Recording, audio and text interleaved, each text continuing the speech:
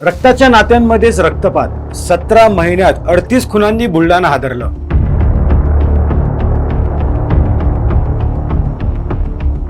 विश्वासाच्या नात्यांचा खुनी शेवट. बाप, मुलगा, पत्नी, भावंडे एकमेकांच्या जीवावर.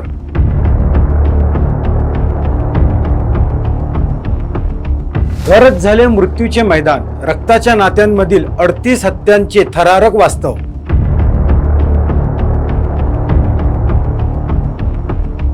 नात्यांमध्ये वाढते हिंसेचे सावट. 17 महिन्यात 7 बापांचा मुलांच्या हातून खून.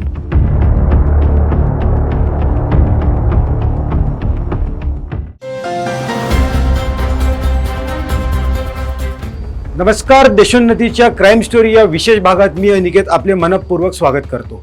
रक्ताची नाती म्हणजे प्रेम, विश्वास, जिव्हाळा आणि सुरक्षिततेचा आधार. मात्र बुलढाणा जिल्ह्यात गेल्या 17 महिन्यात घडलेल्या काही घटनांनी या नात्यांवरील विश्वासालाच तडा गेला आहे.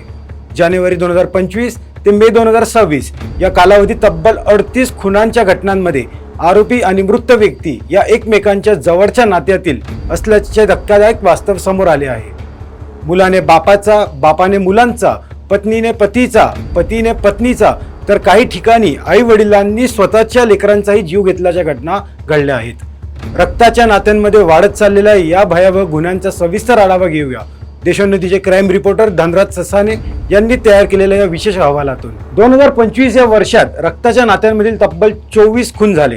दारूचे व्यसन, कौटुंबिक वाद, मालमत्तेचे वाद, अनैतिक संबंध आणि संशयी स्वभाव ही त्यामागची प्रमुख कारणे ठरली. लोणार, अमडापूर, खामगाव, तामगाव, अमडेरा, चिखली आणि जळगाव जामोद परिसरात मुलांनी बापाचा खून केल्याच्या अनेक घटना घडल्या.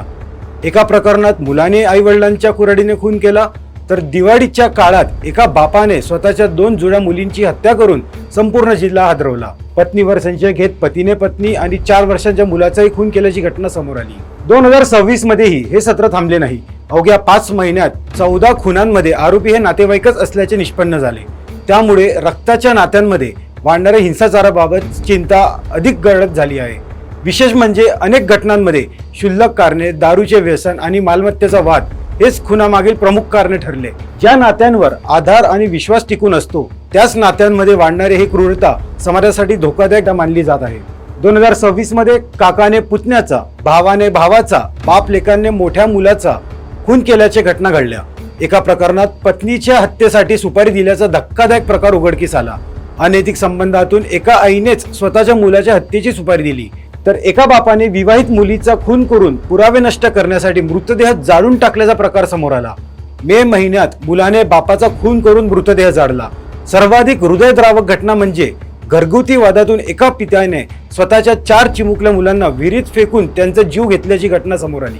रक्ताच्या नात्यांमध्ये वाढत चाललेला हा हिंसाचार केवळ गुन्हेगारी नसून सामाजिक आणि मानसिक अधपतनाचे गंभीर संकेत आहेत.